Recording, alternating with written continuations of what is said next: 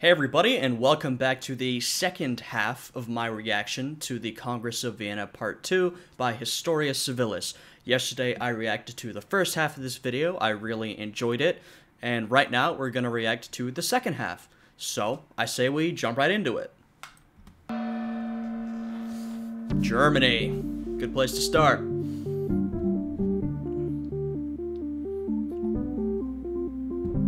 Metternich was the chair of the German Committee, and now that the crisis over Poland was resolved, he was finally able to get some real work done. Chair of the German Committee, but as we can see here, by the fact that, Hardenberg is named for Prussia, Austria and Prussia are sort of in competition for influence over the German states, because they are the two most major German states. Recall that the Congress of Vienna had agreed to use the 1792 borders as a starting point for negotiations. Well, in 1792, the Holy Roman Empire existed. Yeah. Metternich had no interest in turning back the clock. The Holy Roman Empire had proved itself to be a totally inept institution Yeah. And this is what we talked about in part 1 of the Congress of Vienna, was that Metternich does he wants a conservative status quo, but, he's not an idiot, He knows that you can't just turn back the clock and go back to the way everything was. He knows that, and he doesn't want to do that anyway. He wants to create a new status quo. So while, he is known as this, conservative guy who wanted to maintain the status quo, which he was, and he did, he created a new status quo to maintain. He didn't simply go back to what existed before, because he knew that wasn't realistic. when faced with a real threat. The German Committee had the task of figuring out what Central Europe would look like in a post-Holy Roman Empire world. Yep. As far as Metternich could see, there were 4 possible paths forward. Option number 1, complete independence for everybody. Option number 2, a German empire united under one government. Option number 3, a loose confederation of German states. Option number 4, Austria and Prussia expand and conquer their smaller neighbors. Yep. All 4 of these options presented problems. If they decided to go with option number 2, a united German empire, Metternich would obviously insist upon a Habsburg emperor. But given recent experience over Saxony, Metternich did not believe that the Prussians would submit to the Austrians like that. No. In addition to that, Metternich was getting signals from Castlereagh that the British would not sign off on the creation of a German empire. So option number 2 seemed a dead end. So, of course, we will come to a solution to this question during this Congress, but as I'm sure you guys know, the question of what to do with the German states in Central Europe will remain a question throughout much of the 19th century until Germany is unified in 1872, perhaps? I think that might be the year, but around then. So they'll come up with a solution in this Congress, but this solution will not last long. This will continue to be a problem for a couple more decades. Option number 4, Austria and Prussia conquering their neighbors, didn't seem great either. Such aggressive behavior would frighten all the other great powers. Yeah. And if any of them tried to protect one of the smaller German states, they would all be at war again. That left option number 1 or option number 3. Either complete independence or a loose confederation. Of the two, Metternich's preference was for a loose confederation. He thought that complete independence would leave Central Europe weak and unable to defend itself. It would only be a matter of time until some outside power went to war with one of Austria's weaker neighbors. And then Austria would intervene, and then we're back in a great power conflict situation. Yep. A loose confederation, on the other hand, might be enough to deter meddling from outside powers. If there was to be a German Confederation, Metternich would first need to mend the relationship with Hardenberg. The Prussian duplicity over Saxony had left a sour taste in everyone's mouth. But if the two great powers were to live under the same umbrella, they would have to be friends. Metternich began making his pitch to some of the smaller German states. He found very little resistance. Many felt burned over the Saxony debacle and sought a closer strategic relationship with Austria. Yeah, and this is what Metternich's been aiming for. I mean, we've been talking about this since part 1. Austria has tried to represent itself as, the defender of international law and defender of sort of tradition. And now that Prussia is sort of being seen as aggressive and threatening to a lot of these German powers, they're saying, well, maybe we should go with Austria. Maybe they'll protect us better, because they seem to have protected Poland and Saxony better, at least Saxony. So this sort of image building that Metternich's been doing appears to have been working. For their own protection.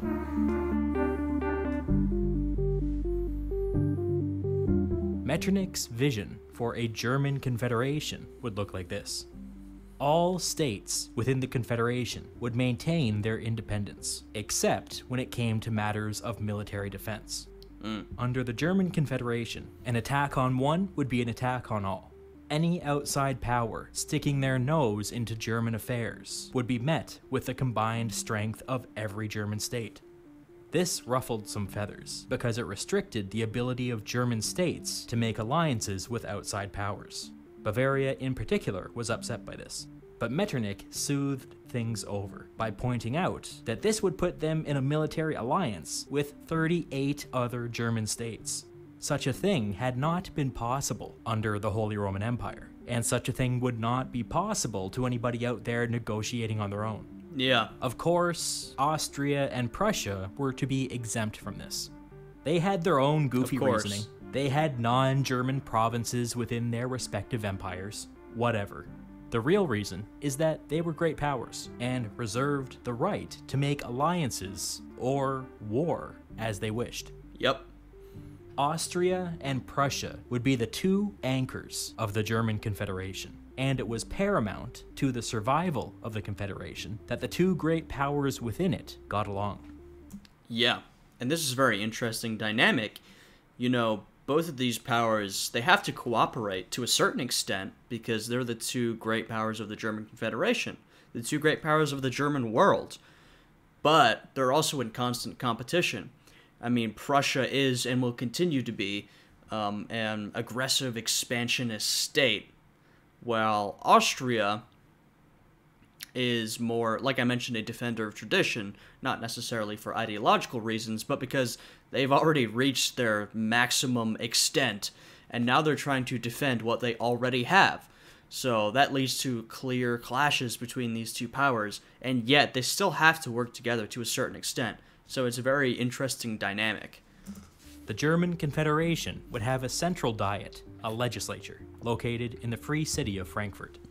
The Diet was conceived as a sort of United Nations of Germany, where various independent German states would come together and resolve any disputes that might lead to war.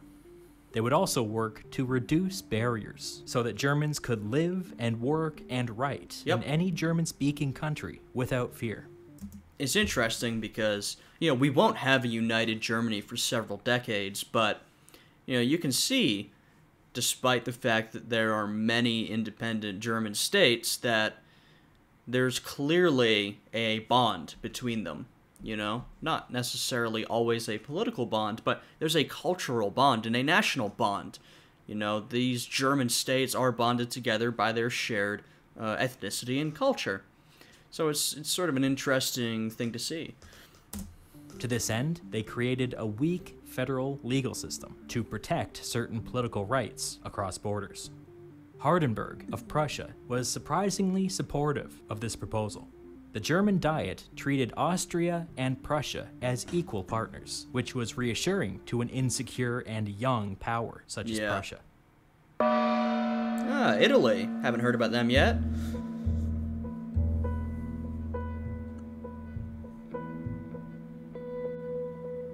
Now, obviously, Italy is in a similar position to Germany at this point.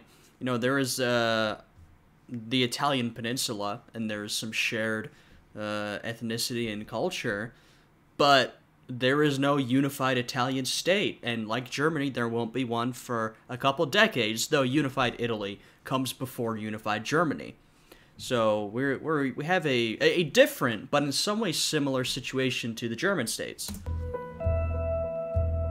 There were other areas that could not be fully restored under the 1792 borders. Italy had been totally reshaped under French rule, and the Congress of Vienna needed to decide how much French influence was acceptable in the region going forward.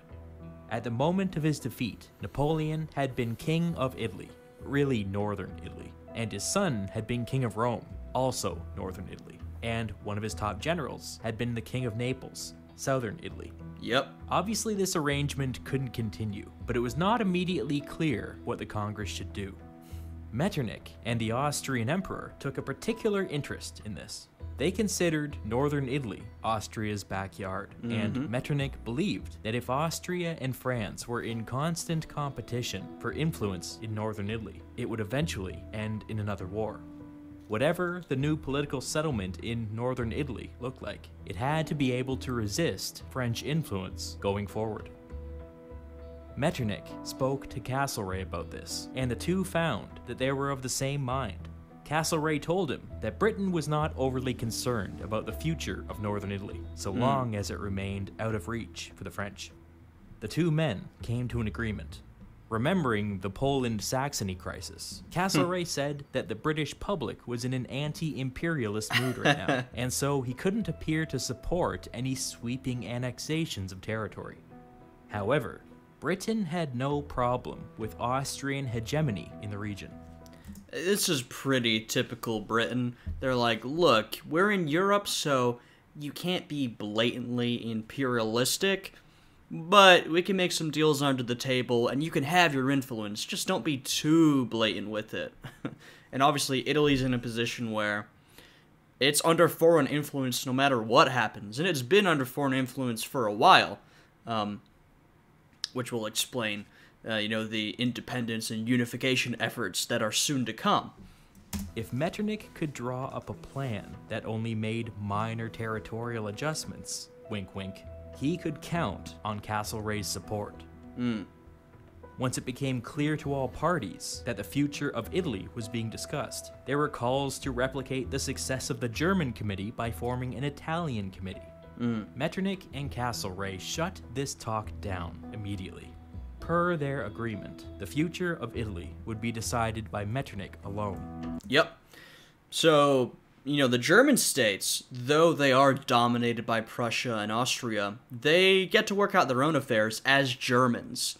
Now, obviously, there's complexity to that, like the interests of Bavaria will sometimes conflict with the interests of Prussia or Austria or other German states. It's not a monolith, but the Germans get to work out German affairs. The Italians don't get that.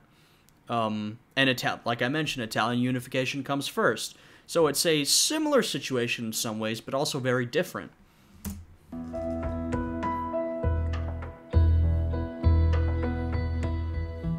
This is what he came up with. Austria would conduct a minor territorial adjustment by directly annexing Lombardy and Venice. This would add millions of Italians to the Austrian Empire. Metternich knew that the Hungarians would have opposed any deal that added more ethnic Germans to the empire, since it would have upset the delicate balance within Austria. Expanding into northern Italy was seen as politically neutral, so Metternich used this opportunity to beef up Austria by annexing one of the richest parts of Europe. Castlereagh noticed this, but deemed it minor enough to escape the notice of the British public. Next, Metternich recreated the Duchy of Parma and handed it over to Mary Louise of Austria, the Austrian emperor's eldest daughter. The fact that she remained the wife of Napoleon was a bit inconvenient, so Metternich carved out a rule so that the duchy would go to some nephew of the Spanish king upon her death. Spain had been upset when Metternich got the authority to reshape northern Italy, and this was Metternich's way of throwing them a bone. The Grand Duchy of Tuscany was also recreated and handed over to the brother of the Austrian emperor. Similarly, the Duchy of Modena was recreated and handed to some cousin of the Austrian emperor. You know, and this makes me think of the same thing I thought of when we were talking about Poland. It's like, you know, there's very little consideration for the actual Italian people, or, you know, the people of the different regions and states of Italy. They just want to use these different principalities and states and people as bargaining chips, just like Poland was a bargaining chip. There's no actual concern for any sort of independence for Italy or the people, even if some powers, you know, put that at the front and pretend there is. They're just handing out principalities and kingdoms and states and duchies as political bargaining chips. So it's, you know, it's that realpolitik, international relations of this era. Noticing a pattern yet? By doing this, Metternich technically met Castlereagh's requirement to not openly annex all of northern Italy, but it was a bit deceptive. In some cases, the prime ministers of these new states would be Austrian officials hand-picked by Metternich. On paper, these were all independent countries, but in reality, the Austrians were treating northern Italy like a colony. Yep. In addition to all this, Metternich reformed the Papal States, which was an important sticking point to the majority Catholic Austrian Empire. He also strengthened and restored the Kingdom of Piedmont-Sardinia. As an independent and fairly strong regional power, they would serve as a buffer against any future French expansion. Finally, Napoleon's former general was eventually removed from southern Italy, and a distant relation of the King of Spain returned to rule the region once more. I should briefly talk about how Napoleon's general was removed from southern Italy. It involves an event known to history as the 100 Days.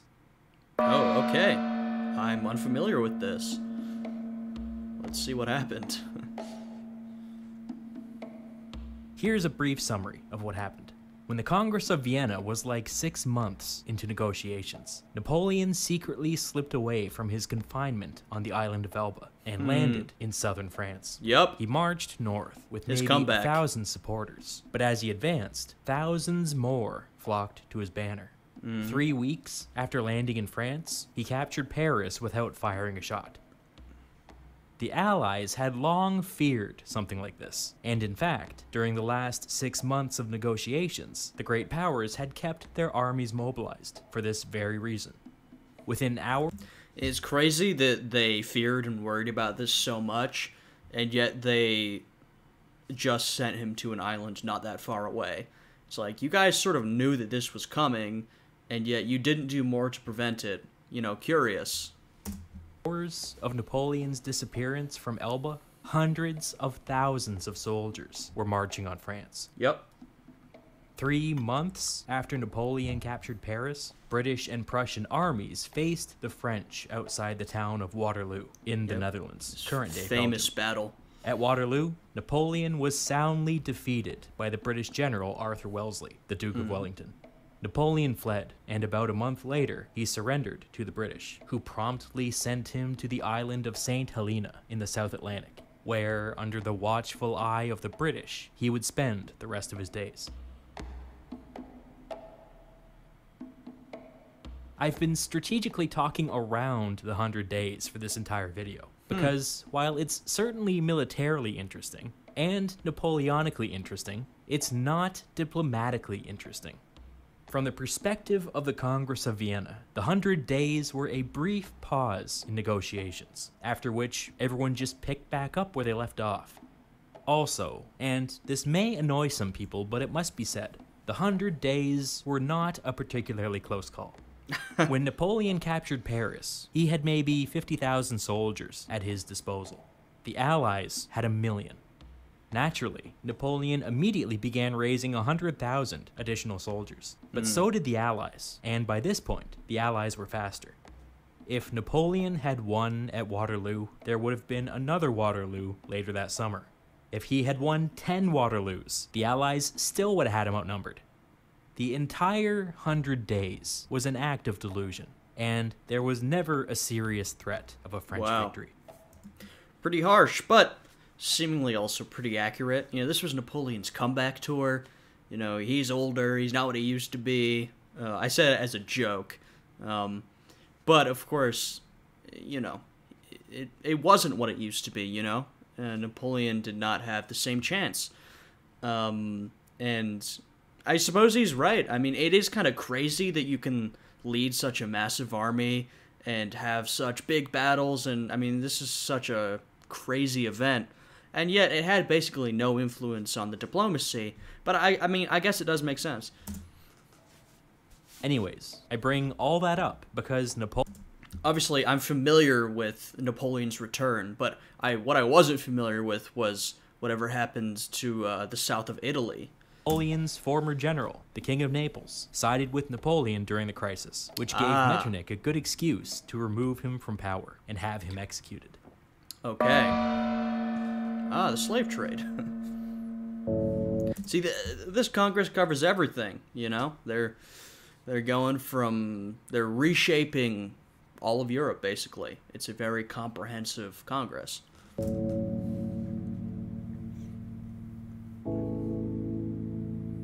So here was the framework for the final settlement. Broadly speaking, Europe would return to its 1792 borders. Russia would swallow up Poland under a strict constitutional arrangement, and Prussia would annex half of Saxony. Yep. The Holy Roman Empire would be replaced with the much more practical German Confederation. Northern Italy would become an anti-French zone under Austrian supervision. With negotiations drawing to a close, there was one lingering issue that had not yet been addressed.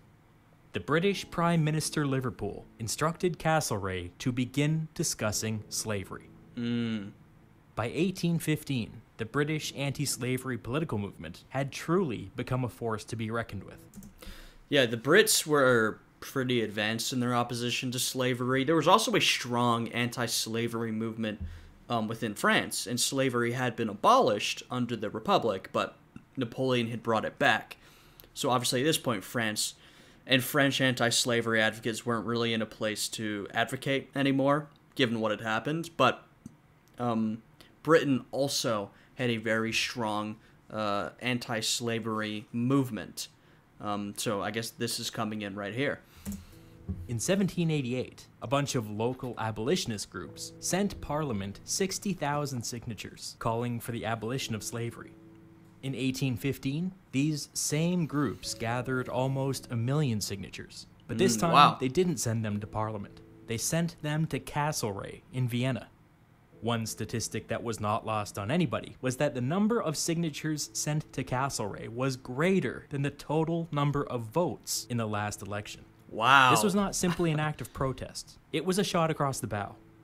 By this time, every British city and most British towns had an abolitionist group that was active in local politics. It was not uncommon for the average British voter to hear about the ongoing sin of slavery on a weekly basis in their church and in their newspaper. The issue became impossible to avoid. After one particularly incendiary pamphlet went viral, more than 300,000 women pledged to boycott sugar since... Wow, it's crazy that it was such a mass movement, This is we're sort of getting a look at, like, modern mass political organizing. I mean, this is quite early for that. But like they said, the amount of people who signed the petition was more than the amount of votes in the last election. This is some real mass political organizing with mass literature, societies, organizations. So it's it's pretty modern, actually. It's really interesting to see. Since it was exclusively produced with slave labor. People were hungry for action, and when the government showed no interest in doing anything, they grabbed at whatever consumer choices might make a difference.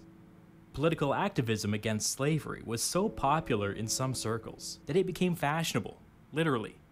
This medallion, called the Wedgwood Medallion, was mass-produced in the late 18th and early 19th centuries. Men generally wore them around their necks, and women around their wrists or pinned into their hair. The inscription reads, "Am I not a man and a brother?" This image of a man kneeling in chains became the most widely distributed piece of art depicting a black man ever, and the unofficial logo of the anti-slavery movement. In 1807, at the end of a political fight that lasted more than 15 years, Britain passed an act that abolished the British slave trade. It did not abolish the act of slavery, but it made it illegal to transport enslaved persons across the Atlantic. Yeah, the slave trade was always the first to go. I mean, America did the same thing. They abolished the slave trade, but didn't abolish slavery, though a lot of smuggling of slaves would continue to the United States afterwards. To the colonies. Advocates believed that without new bodies coming over from Africa, chattel slavery in the colonies would mostly die out within 1 or 2 generations. They were wrong, but it was nevertheless a big deal that Britain finally acknowledged that their goal was to eventually abolish slavery. The abolitionists were correctly not satisfied by this half measure. They demanded nothing less than the complete and total abolition of slavery. And as the years went on, their influence only continued to grow. Lord Liverpool inherited this political situation when he became Prime Minister, and he wasn't happy about it. He was holding on to his conservative Whig majority in Parliament by the barest of threads. And now the abolitionists had sent 1 million signatures to his foreign secretary in Vienna. Liverpool didn't really care one way or the other about slavery, but if he didn't give these people something, they might topple his government. Yeah. He instructed Castlereagh to try to get some anti-slavery commitments into the final agreement. You know, I mentioned this last time, but once again, this is sort of an example of the relatively democratic nature of British politics compared to the other European powers. I'm not saying it was super democratic. It was not. You know, most people could not vote. But compared to many of their contemporaries, it was more democratic. And you can see that there was clearly a lot of popular influence on the actions of the government. You know, Liverpool and Castlereagh are having to make certain moves. You know, they had to make certain moves in regard to Poland, even though it was pretty hollow, and in regards to slavery, to please the public and make sure they could maintain their political power. At Vienna.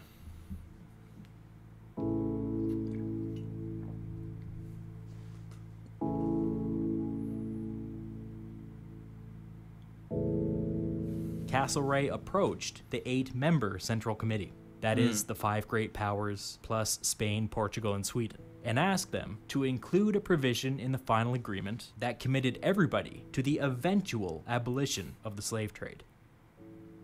Of those present, only Britain and Sweden had abolished the slave trade. Castlereagh's opening position was that everybody else should adopt Britain's anti-slavery laws. Another way of saying that is that Castlereagh was not committing Britain to any further anti-slavery reforms. This fact was not lost on Castlereagh's negotiating partners. Spain, Portugal, and France threw a fit.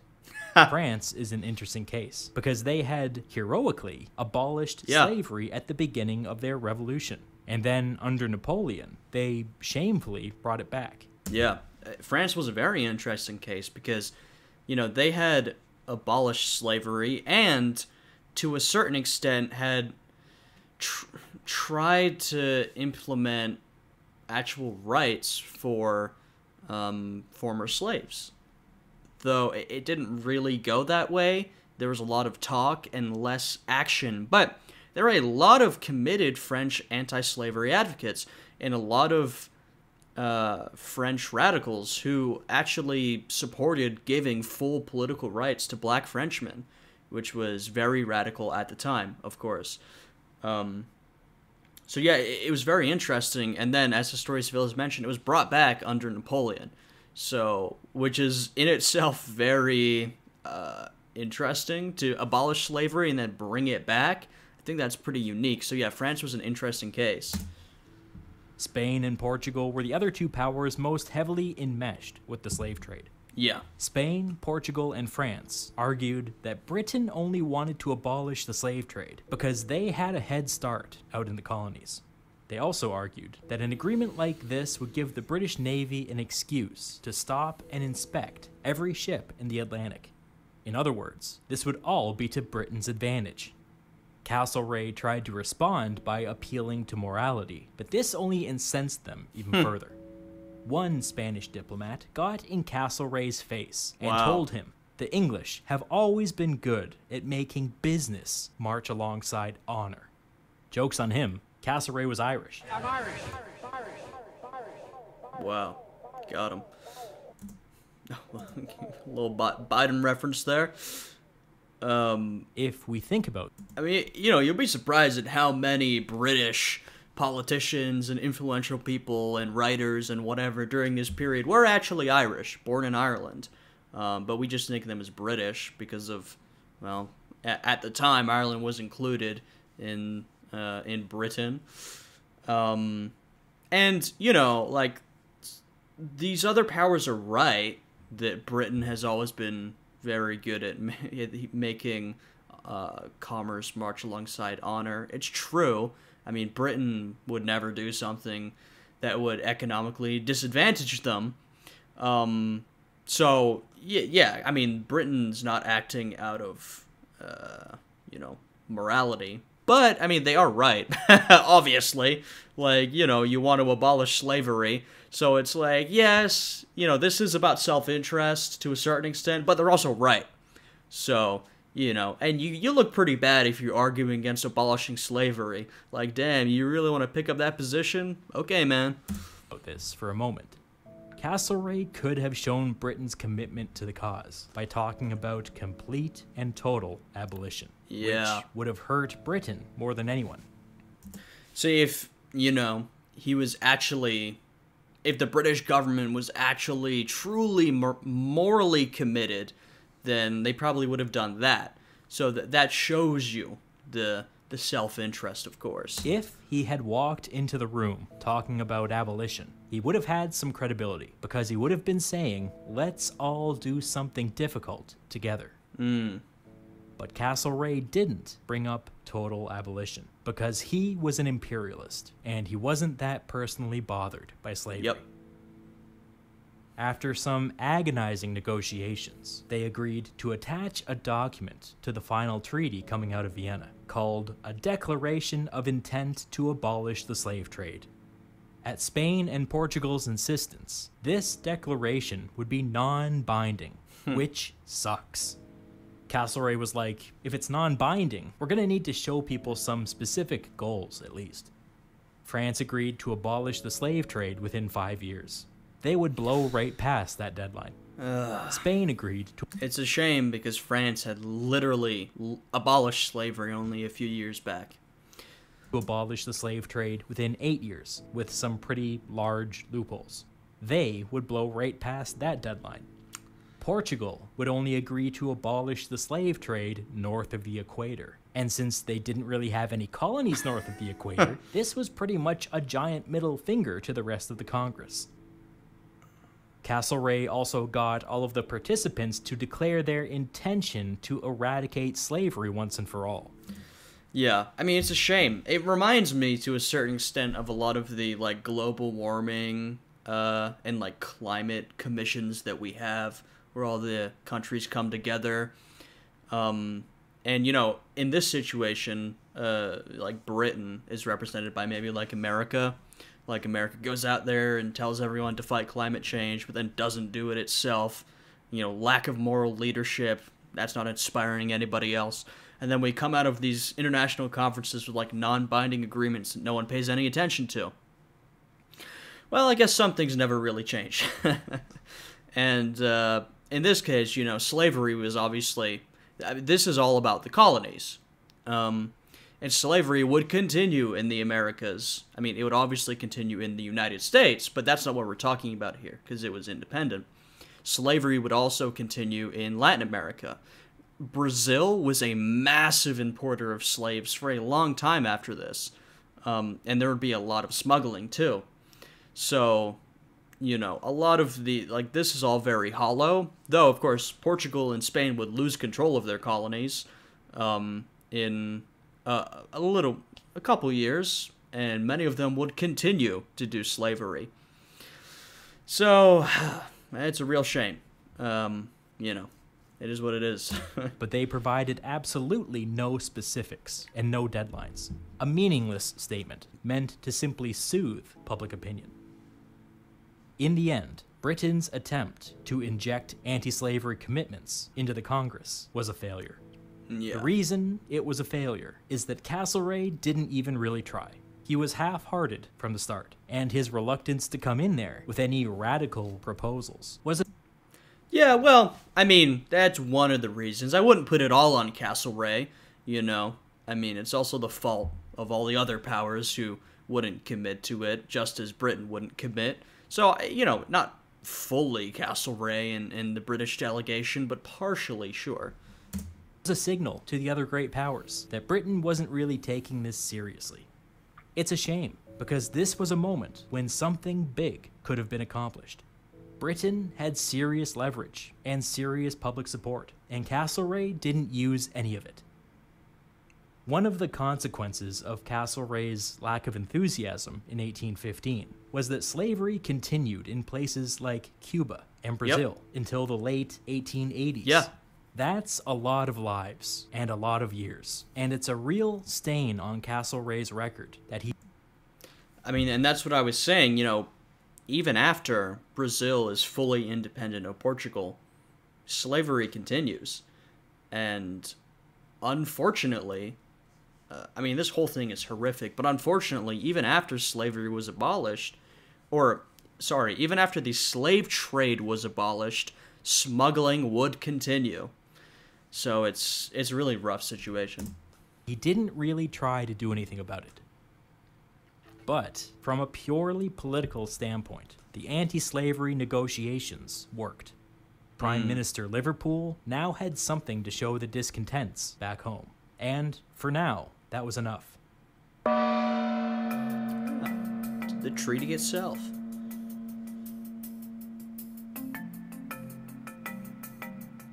The Treaty of Vienna was finalized in June of 1815. All of the great powers signed off on it. The only outlier was Spain, who remained upset over Metternich's heavy-handed treatment of northern Italy. Yeah, okay. Spain refused to sign the final document, which no one was cares. Unfortunate. But so long... It's unfortunate, but let's be honest, no one really cares what Spain says at this point. I mean, Spain is way past its prime, so... Oh no, Spain didn't sign the treaty. Yeah, okay, whatever. Everyone important signed it. As all the great powers were on board, this was deemed acceptable. The final treaty was mostly built upon realist principles and created a balance of power with clearly defined spheres of influence that would, hopefully, prevent future great power conflicts. After Vienna, it was widely understood and accepted that if anybody invaded one of those tiny German states, it would automatically mean war with Prussia and Austria. If anybody invaded northern Italy, it would automatically mean war with Austria. If anybody invaded the Netherlands, it would automatically mean war with Britain. If anybody invaded Poland, it would automatically mean war with Russia. The belief was that so long as governments understood what was and wasn't off limits, minor disagreements could be solved diplomatically, and great power conflicts on the scale of the French Revolutionary and Napoleonic Wars could be entirely avoided. It was in the interest of all great powers to respect these limitations, and if any great power was found to be acting recklessly or belligerently, it was in the interest of everybody else to put them in their place. After 25 years of chaos and war, the great powers were having a go at stability. Yep. This international system that emerged from Vienna is sometimes called the Concert of Europe, as in all of Europe acting in concert or in unison. The next 15 years would put a severe test upon the concert system, and we will see in time whether these frenzied and far-reaching negotiations were worth it. We will see. Alright. Well, let's gotta let the outro play for a little bit. I mean, that was a fantastic video. I mean, that was really amazing. Historia Civilis always makes great videos, and it just gets better over time. I mean, the videos keep improving in quality. It's amazing. The question is, how successful was the Concert of Europe? So, in the next 100 years, you would see wars. Germany/Prussia went to war with Austria, France, and Denmark. You would see the Crimean War between multiple great powers. Thinking about that, you might be saying, well, Ethan, that doesn't sound very successful. I mean, there was so much warfare. Plus, there was a lot of other violence as well. I mean, there was the Wars of Italian Unification, there was the revolts of 1848, etc., etc. And I'm probably missing a bunch of stuff. So, that sounds pretty violent. But I would argue that overall it was a success. All of those conflicts I just mentioned, none of them degenerated into a continent-wide war. Crimean War is the only one that involved a bunch of the great powers, but it was relatively small in scale. I don't want to downplay it, but it was relatively small in scale. None of these other conflicts turned into the Napoleonic Wars, you know? And that is, I think, due to the diplomacy encouraged by the Congress of Vienna and the Concert of Europe. You know, everyone wanted to have conferences and congresses and come together and work stuff out through diplomacy. And you had a lot of brilliant statesmen and politicians. You know, someone like Otto von Bismarck. Now, I'm not judging Bismarck morally, because he did some stuff that was morally not great, but just as a statesman, a leader, and a diplomat, he was very skilled. He managed to get Prussia/Germany into several wars and keep them from escalating. You know, he was an example of operating within the Concert of Europe very successfully. So I would argue that overall, the Concert of Europe was successful in preventing major continent-wide wars among the European great powers. Until, of course, World War I. That's when it all came crashing down. Now, that's not to say that, once again, I'm not making a moral judgment on it, because lots of conflict did happen, lots of violence happened, lots of revolutions and revolts, not to mention the massive amount of imperialism across Europe.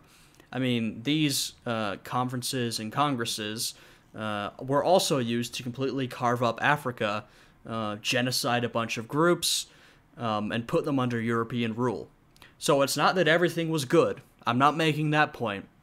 But in its goal, I'd say the Congress and the Concert of Europe was overall a success until the World War I, which, you know, broke everything down.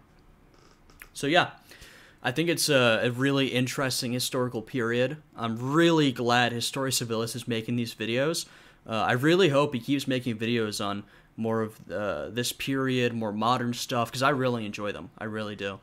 I really hope you guys enjoyed this. You know, if you did, please leave a like, subscribe, check out my Patreon. Yeah, I hope you guys are all having a good day. Please tune into the channel again, and I will see you all next time. Goodbye.